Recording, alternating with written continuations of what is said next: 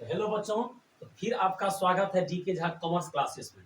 कहा गया है मुश्किल का आना पार्ट ऑफ लाइफ है और इससे बाहर निकलना आर्ट ऑफ लाइफ है। तो आज हम फिर आप लोगों के सामने पूंजीकरण विधि जो गुडविल का आखिरी टॉपिक है। मेरे भाइयों, वीडियो को ज्यादा से ज्यादा शेयर कीजिए। आपका प्यार ही इस चैनल को आगे की ओर बढ़ा सकता है। ऑफलाइन में आप लोग बहुत सपोर्ट किए हैं, ऑनलाइन में सपोर्ट की जरूरत है। आप लोग वीडियो को ज्यादा से ज्यादा शेयर कीजिए, मेरे फेसबुक पेज को फॉलो कीजिए। तो पूंजीकरण विधि यानी कि कैपिटलाइजेशन मेथड।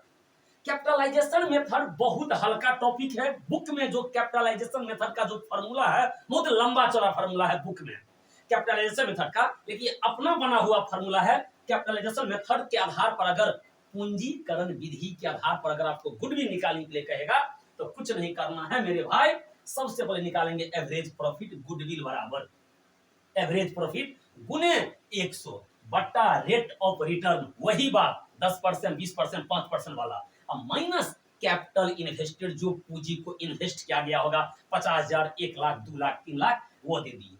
हो सकता है किसी किसी सवाल में कैपिटल इन्वेस्टेड नहीं दिया हो, तो अगर कैपिटल इन्वेस्टेड नहीं दिया रहेगा तो कैपिटल इन्वेस्टेड निकालने का फॉर्मूला होता है assets minus liabilities. Assets minus liabilities, assets में से लायबिलिटीज को माइनस कर देंगे तो कैपिटल इन्वेस्टेड निकल जाएगा। तो देख लीजिए पूंजीकरण विधि के आधार पर जो सवाल है, देखिए लाइए बाबू पूंजीकरण विधि के आधार पर जो सवाल है, पूंजीकरण विधि के आधार पर जो सवाल है वो आपको दे दिया है। कौन सवाल है? पढ़िए, सवाल पढ़िए, सवाल पढ़िए। अब सवाल पढ़कर आपको सुनाइए, कुछ नहीं करना है, सवाल पढ़िए।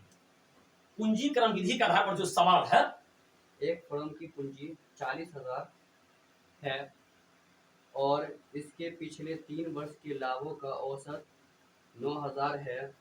औसत लाभ दे दिया है 9,000। देखिए भाई साहब, एक फर्म की पूंजी जो है 40,000 है और औसत लाभ दे दिया है। हम पूंजीकरण भी बना रहे हैं तो एवरेज प्रॉफिट दे दिया है 9,000। एवरेज प्रॉफिट 9,000 गुने दे दीजिए औसत लाभ 9,000 गुने 100। रेट कितना है बाबू? रेट कितना है, कितना परसेंट? 10%। रेट 10 है तो रेट 10 दे दीजिए नीचे। अब माइनस कैपिटल इन्वेस्टेड जो शुरू में दे दिया है 40,000 है, फर्म की पूंजी 40,000 है, तो यहाँ पर हम 40,000 दे देंगे। यही है ना। एवरेज प्रॉफिट जो था वो 9,000 है, फॉर्मूला में 100 है, रेट ऑफ रिटर्न भाई साहब 10% है, 10 अब माइनस कैपिटल इन्वेस्टेड आपका कितना है भाई साहब? 40,000 दे दिए। 10 दहिन के 100 भाई साहब कट गया। 9,000 को 10 से गुना करेंगे भाई साहब तो ये 90,000 हो गया।